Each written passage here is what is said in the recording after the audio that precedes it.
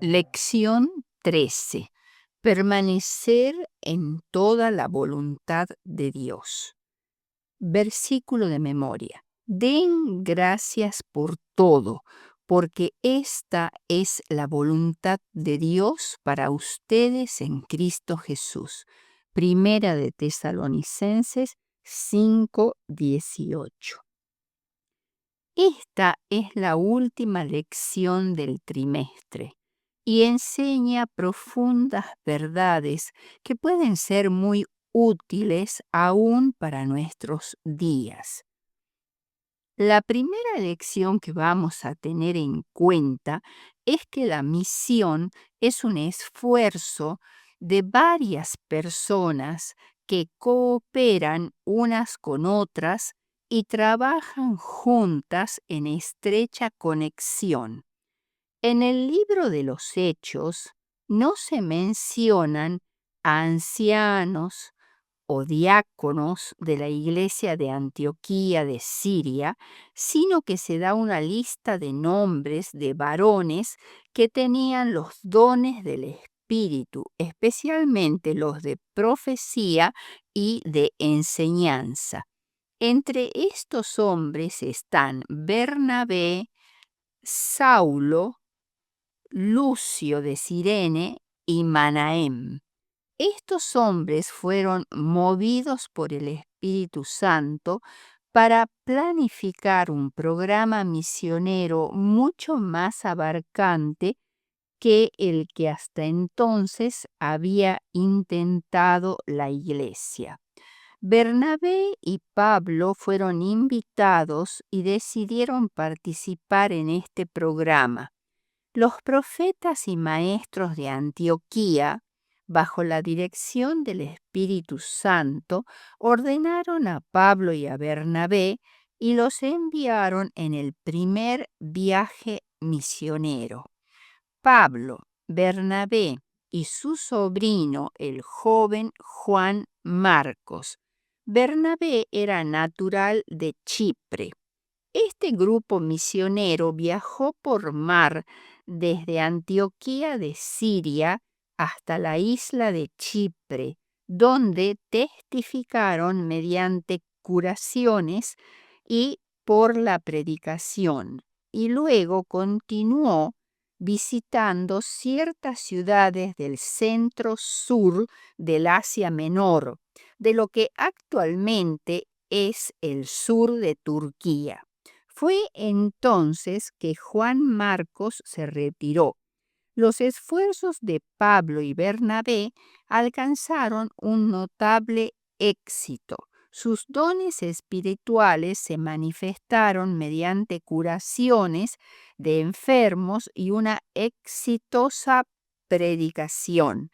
Siempre iban primero a los judíos y luego a los gentiles con buenos resultados.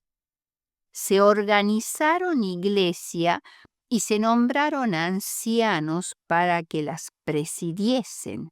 Hechos 14:23. Regresaron por la misma ruta que habían seguido antes, reconfortando a las iglesias, y luego viajaron por mar hacia Antioquía de Siria, el lugar de donde habían partido. El segundo viaje es después del Concilio de Jerusalén. Pablo y Bernabé inician planes para realizar otro viaje. Bernabé deseaba llevar otra vez a Juan Marcos, su sobrino, pero Pablo se opone y el desacuerdo es tan grande que Pablo y Bernabé se separaron y tomaron caminos diferentes. Bernabé fue a Chipre en compañía de Juan Marcos y Pablo con Silas fueron por tierra hasta el norte, pasando por Siria y Cilicia, que era la provincia natal de Pablo.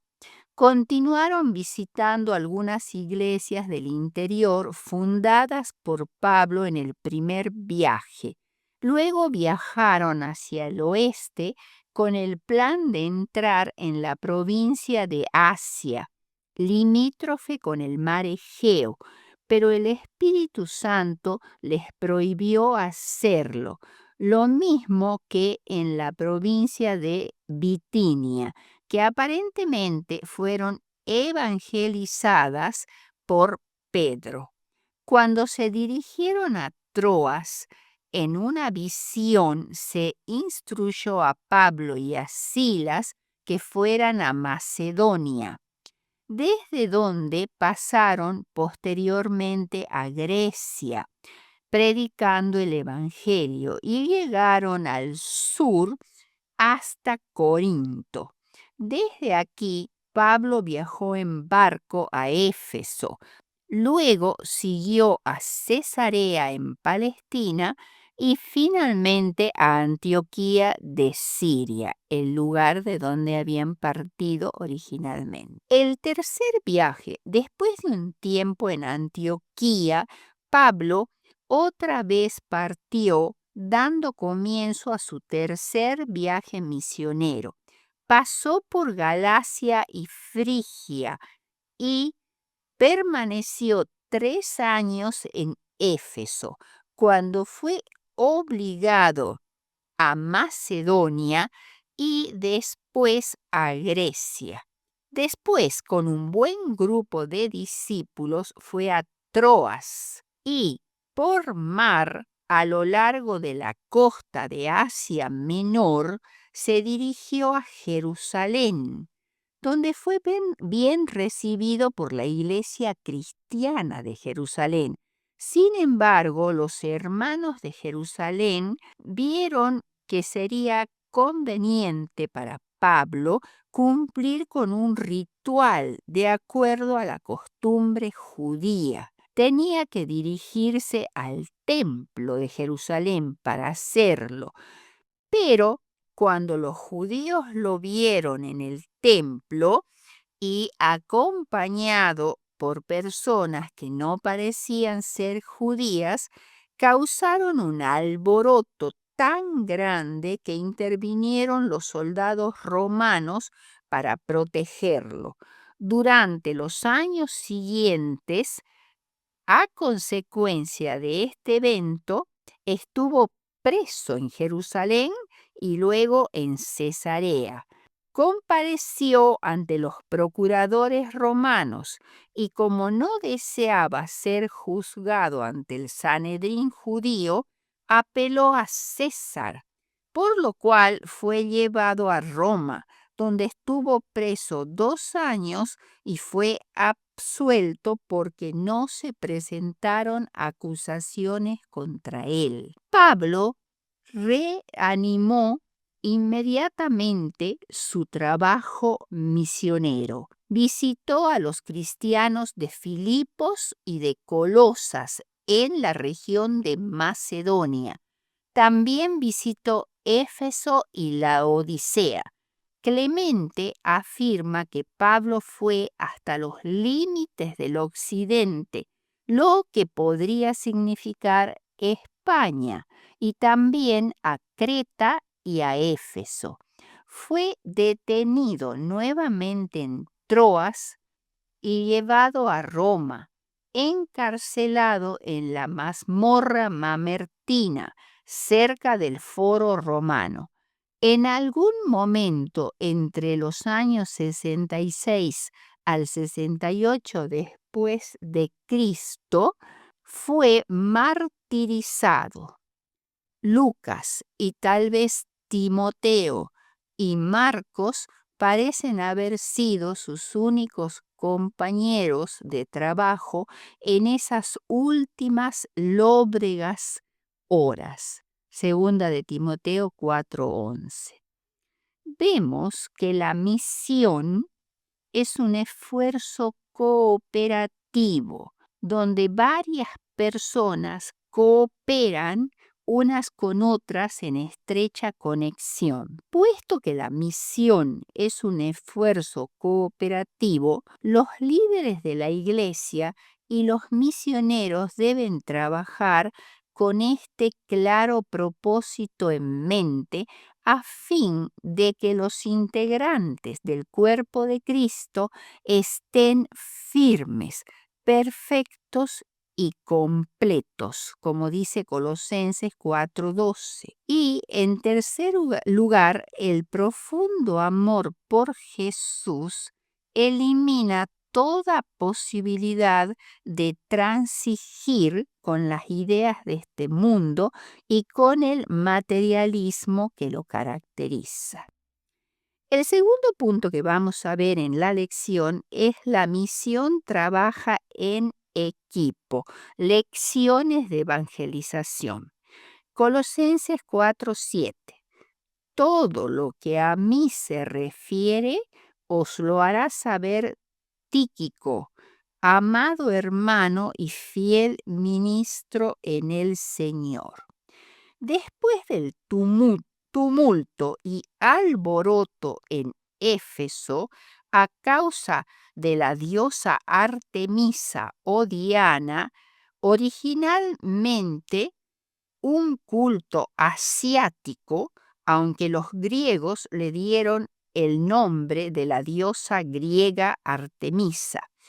Este culto era un culto de misterios que eran interpretados por un grupo de sacerdotes especiales.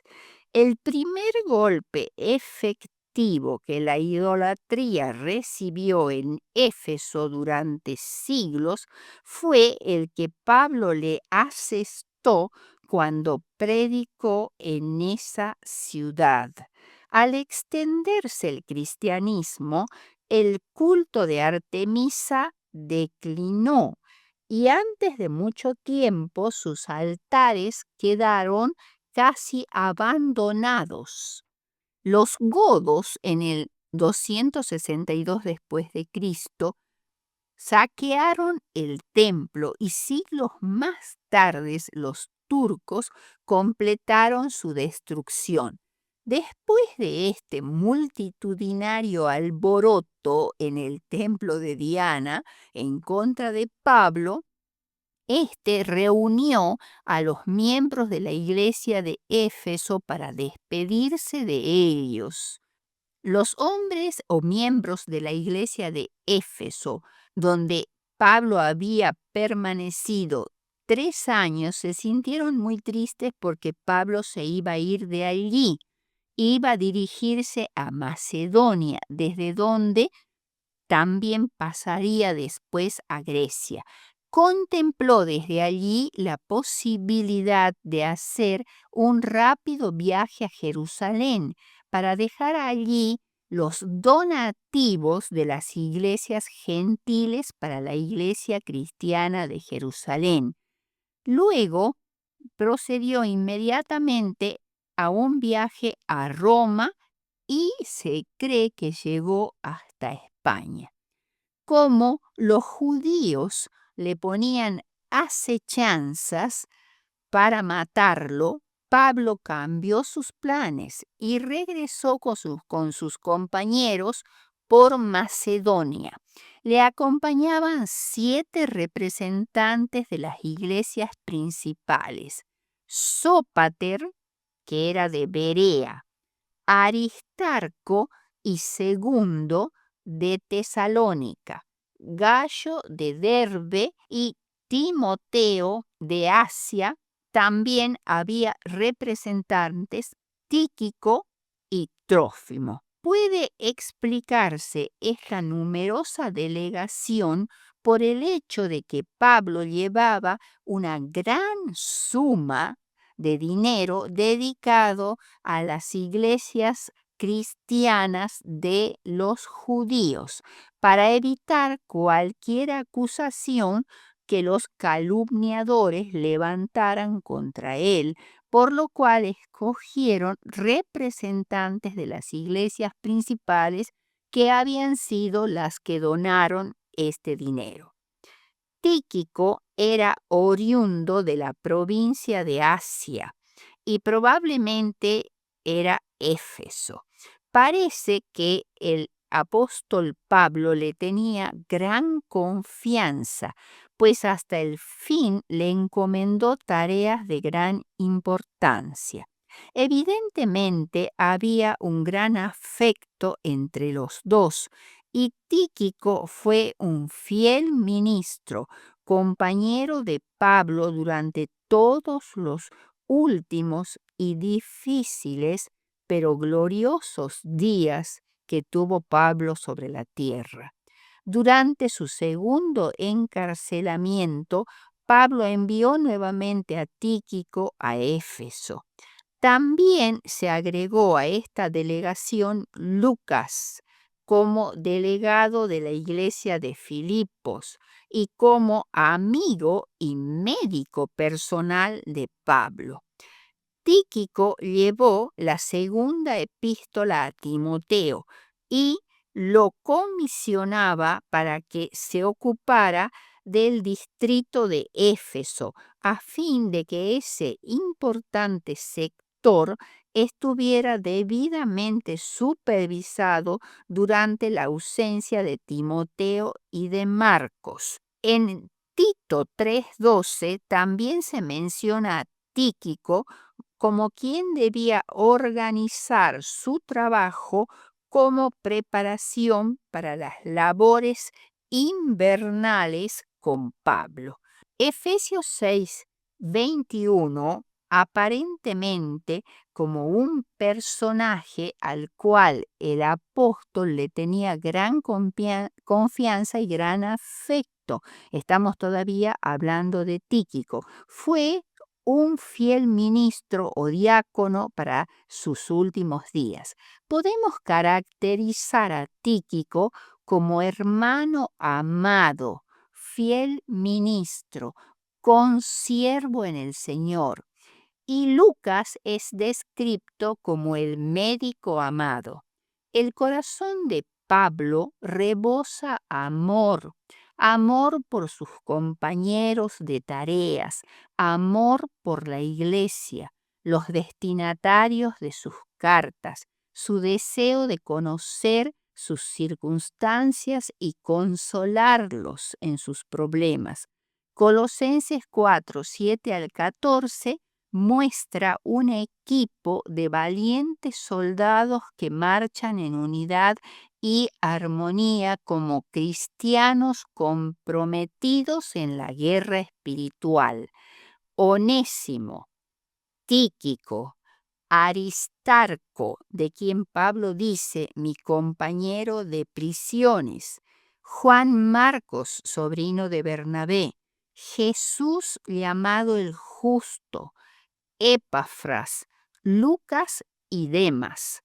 Por cuanto la misión es un esfuerzo cooperativo, los líderes de la iglesia y los misioneros deben trabajar con este claro propósito en mente, a fin de que los integrantes del cuerpo de Cristo estén firmes, perfectos y completos, como dice Colosenses 4:2. El segundo punto que vamos a ver, ya hemos dicho que el trabajo misionero debe ser hecho por un equipo, donde todos se complementen. Acá ahora vamos a hablar de la conectividad de la iglesia. Colosenses 4:10 y 11. Aristarco, mi compañero de prisiones, os saluda. Y Marcos, el sobrino de Bernabé, acerca del cual habéis recibido mandamientos, si fuere a vosotros, habéis recibido con él a Jesús. Y Jesús, también llamado justo, son los únicos de la circuncisión que me ayudan en el reino de Dios y han sido para mí un consuelo.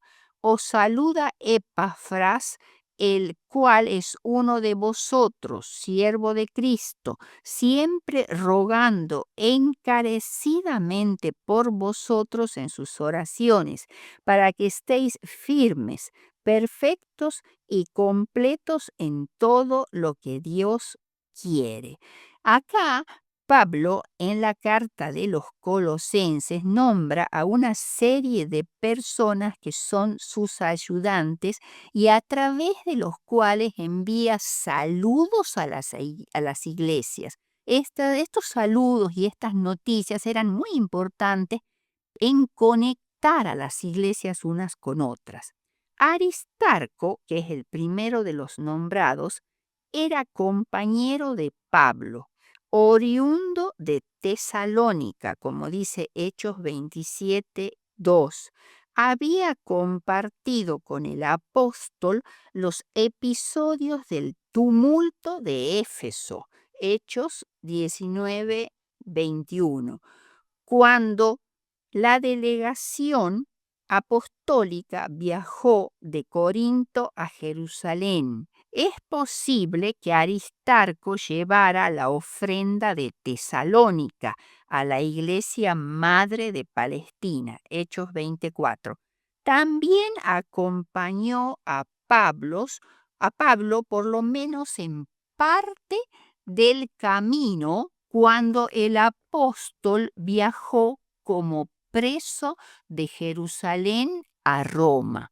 Hechos 27:2. Filipenses 24 menciona a Aristarco incluido entre los colaboradores de Pablo. Pablo los llama compañero de prisiones a Aristarco.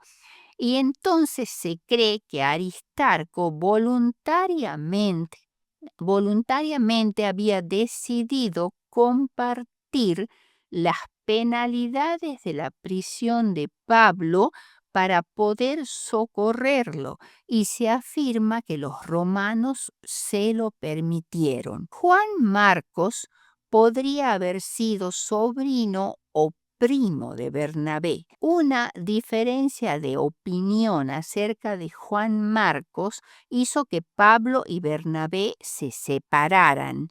Hechos 15, 36 al 40. Pero después de esa separación, Bernabé, primo de Marcos, lo tomó bajo su cuidado y se transformó en un valioso obrero. Hechos de los Apóstoles, página 138, Elena de White. Pablo reconoció con alegría el gran cambio de este joven y después aceptó a Marcos como uno de sus colaboradores. Segunda de Timoteo 4:11. Otro de los colaboradores de Pablo era Jesús llamado el Justo. Es la única vez que se menciona a esta persona en la Biblia, aunque Justo como sobrenombre aparece en Hechos 12:23 y en Hechos 18:7, y figura uno llamado Justo. Estos tres, Aristarco, Marcos y Jesús llamado Justo, eran de la circuncisión, es decir, eran judíos conversos al cristianismo. Epafras, Lucas y Demas, por otro lado, eran gentiles. Epafras es natural de Colosas. Había trabajado allí y también quizás en la Odisea y en Hierápolis, que eran ciudades cercanas. Él había permanecido en Roma más tiempo del que había planeado al principio para poder ayudar a Pablo en su ministerio, pero aún en Roma no se había olvidado de los creyentes de su iglesia, rogando por ellos diariamente para que sean perfectos y completos. Colosenses 4:12.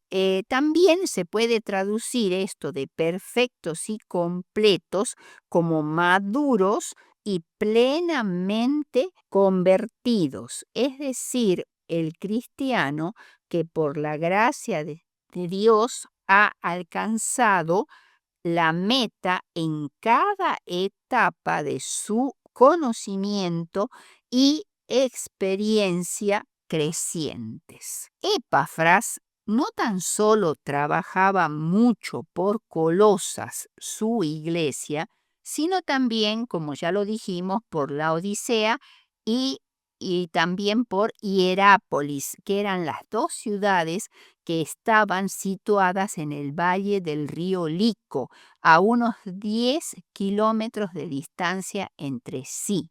Lucas es el autor del Evangelio según San Lucas. Tertuliano se refirió a Pablo como el iluminador de Lucas, es decir, quien le había dado mucha información que contienen los escritos de Lucas. Ireneo escribió en el año 185 después de Cristo lo siguiente: Lucas, el seguidor de Pablo, escribió en un libro el Evangelio predicado por éste. Se cree que Lucas era el autor del Evangelio de Lucas y del libro Hechos de los Apóstoles. Lucas era un constante compañero de Pablo, especialmente durante los años finales del ministerio del apóstol. Lucas se había asociado a Pablo desde Troas durante los primeros años de la predicación en Grecia, Hechos 16, 10 al 18. Lo acompañó en su visita final a Palestina y también durante su viaje a Roma. Casi al final de su último encarcelamiento en Roma, Pablo escribió a Timoteo: solo Lucas está conmigo. Segunda de Timoteo 4:11. Pablo debe haber sentido en medio de las angustias de sus últimos días un profundo aprecio por el tierno y eficiente servicio de un hombre como Lucas, el médico amado. Colosenses 4:11 al 14 parece sugerir que Lucas no era judío, sino gentil. El Evangelio de Lucas se considera generalmente como una de las mejores obras literarias del Nuevo Testamento y es el más próximo al estilo de los grandes escritores griegos. Probablemente Lucas era originario de Antioquía. Lucas y Pablo son los escritores más prolíficos del Nuevo Testamento. Se cree que murió martirizado en Roma. Estamos hablando de Lucas. Por otro lado, Pablo no dice nada de Demas, posiblemente porque no tenía nada positivo para decir de él, porque se alejó de la fe. Segunda de Timoteo 4:10. Este cuadro que hemos descrito en las primeras épocas del cristianismo muestran que las expresiones de amor de Pablo y los saludos que mandó a la iglesia de parte de sus compañeros de trabajo alimentaron un sentimiento de compañerismo entre los líderes de la iglesia y la congregación. De esta manera, Pablo crea y fomenta la conexión o conectividad entre los creyentes. Las amenazas a la unidad no son algo nuevo. La Iglesia Adventista ha experimentado profundos cambios a medida que se ha extendido por todo el mundo y algunas fuerzas han intentado actuar en contra de su unidad. El cuarto punto que vamos a tratar es perfectos y completos. Colosenses 4:12 dice: os saluda Epafras, el cual es uno de vosotros, siervo de Cristo, siempre rogando encarecidamente por vosotros en sus oraciones, para que estéis firmes, perfectos y completos en todo lo que Dios quiere. Epafras no solo contribuyó a la difusión de la iglesia en las ciudades cercanas de Colosas, Hierápolis y Laodicea, sino que sus saludos y sus constantes oraciones tenían el objetivo de que se mantuvieran firmes y completos en todo lo que Dios esperaba de ellos. Para mantenerse firmes, solo es posible estando fundados y firmes en la fe y seguros en la verdad del Evangelio, lo cual implica resistir las fuerzas de las tinieblas mediante el poder divino. La palabra perfecto en griego teleios, que significa simplemente maduro, y la palabra completo en griego es pleroi y quiere decir colmado de bendiciones espirituales. La unidad de la fe y del conocimiento del Dios es como resultado o da como resultado un cristiano perfecto o maduro. Es estar unidos en amor y comprender que el objetivo de la predicación es presentar a todo hombre perfecto en Cristo, como dice Colosenses 1:28. Veamos ahora el quinto punto: vivir en el mundo sin pertenecer al mundo. Segunda de Timoteo 4, 10 y 11. Porque Demas me ha desamparado, amando este mundo, y se ha ido a Tesalónica. Demas fue por un tiempo colaborador de Pablo. Sacrificó todo ideal noble y elevado para lograr ganancias mundanales. ¡Qué trueque más insensato! Demas, desanimados por las crecientes nubes de dificultades y peligros, abandonó al apóstol perseguido. Nunca había necesitado tanto el apóstol el servicio de sus hermanos como entonces, debilitado por la edad, fatigado, enfermo y confinado en una húmeda y oscura celda subterránea de una prisión romana. Lucas, el amado discípulo y fiel amigo, era un gran consuelo que le permitía comunicarse con sus hermanos y con el mundo exterior. Otro personaje muy notable fue Onesíforo, un amable ciudadano de Éfeso, cuyas frecuentes visitas aminoraban la dureza del encarcelamiento del apóstol. En la última carta que escribió el apóstol, que es segunda de Timoteo, habló así de este fiel discípulo: tenga el Señor misericordia de la casa de Onesífero, porque muchas veces me confortó y no se avergonzó de mis cadenas, sino que cuando estuvo en Roma me buscó solícitamente y me halló. Concédale el Señor que halle misericordia cerca del Señor en aquel día. Segunda de Timoteo 1, 16 al 18. Hay importantes consejos que se dan a los que esperan la segunda venida, pero de aquel día y de la hora nadie sabe, ni aun los ángeles que están en el cielo, ni el Hijo, sino el Padre. Mirad, velad y orad, porque no sabéis cuándo será el tiempo. Es como el hombre que yendo lejos dejó su casa y dio autoridad a sus siervos y a cada uno su obra, y al portero mandó que velase.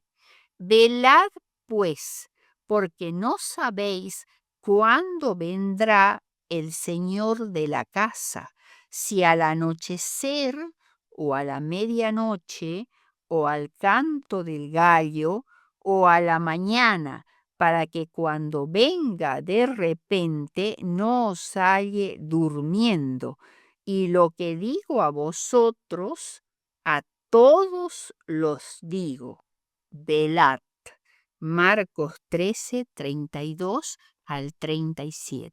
Tito 2, 11 al 14 también agrega: porque la gracia de Dios se ha manifestado para salvación a todos los hombres, enseñándonos que renunciando a la impiedad y a los deseos mundanos, vivamos en este siglo sobria, justa y piadosamente, aguardando la esperanza bienaventurada y la manifestación gloriosa de nuestro gran Dios y Salvador Jesucristo, quien se dio a sí mismo por nosotros para redimirnos de toda iniquidad y purificar para sí un pueblo propio, celoso de buenas obras.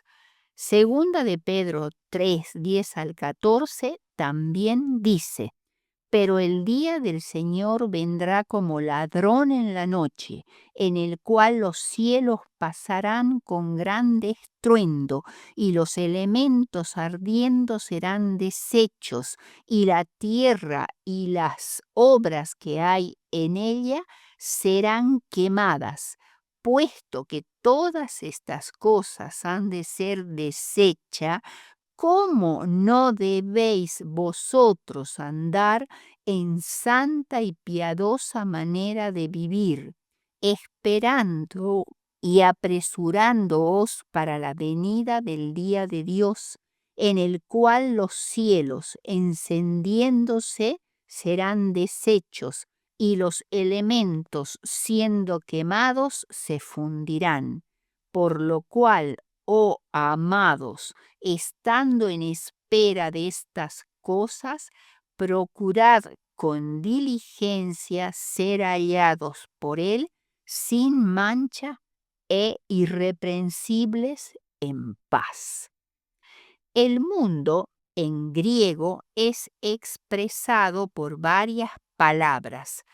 Aion es una de ellas y designa el sistema de prácticas y normas asociadas con la sociedad secular. Otro término griego para mundo es cosmos, caracterizado por valores y sistemas perversos, los deseos de la carne, la codicia de los ojos y la soberbia de la vida, lo cual configura el materialismo. Juntos con el materialismo tenemos el liberalismo, que afirma lo siguiente: un Dios sin ver lleva a hombres sin pecado a un reino sin juicio por medio del ministerio de un Cristo sin una cruz. O sea, esto es el concepto que el liberalismo tiene acerca del cristianismo. Entonces aquí nos dice que es un Dios que lleva a los hombres a un reino sin juicio y un Cristo sin cruz. La cosmovisión liberal no concibe un reino sobrenatural. Dios está dentro de la naturaleza, más bien que más allá de ella, obrando por los procesos naturales como la evolución. En esta cosmovisión, No pueden existir milagros sobrenaturales.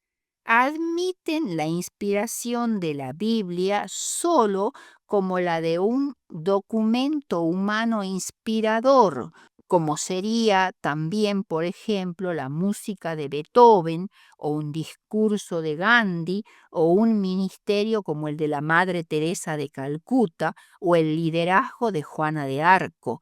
Pero para los liberales, la Biblia es un registro humano falible de las experiencias religiosas de, de los escritores más que una revelación divina de la verdad y la realidad.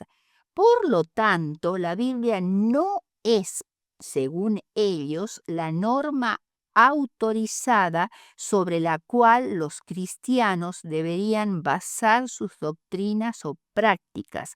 La Biblia ya no es la autoridad única para el hombre occidental, es tan solo un monumento grande pero arcaico, ya no es más la palabra de Dios. Sin una norma bíblica de autoridad, la razón y la experiencia humana se constituyen en las normas más elevadas del liberalismo. Por ello, el liberalismo propone un pluralismo de ideas o doctrinas según la cultura de cada región del mundo. Por tanto, la Iglesia, según el liberalismo, debe permitirle a cada miembro creer y enseñar lo que le plazca, aun cuando sea contrario a la Biblia. El mantra liberal es: Pablo se hizo judío a los judíos y griego a los griegos. Por tanto, la Iglesia, según ellos, debe permitir el pluralismo en doctrina y práctica.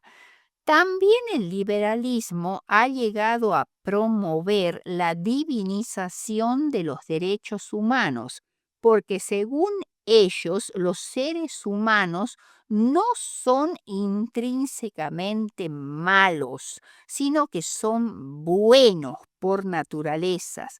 Esta idea está basada en el concepto evolucionista del progreso humano. También enseñan que el problema humano fundamental no es el pecado, sino el medio ambiente que nos rodea, ya sean los genes, el medio ambiente natural o las realidades sociopolíticas.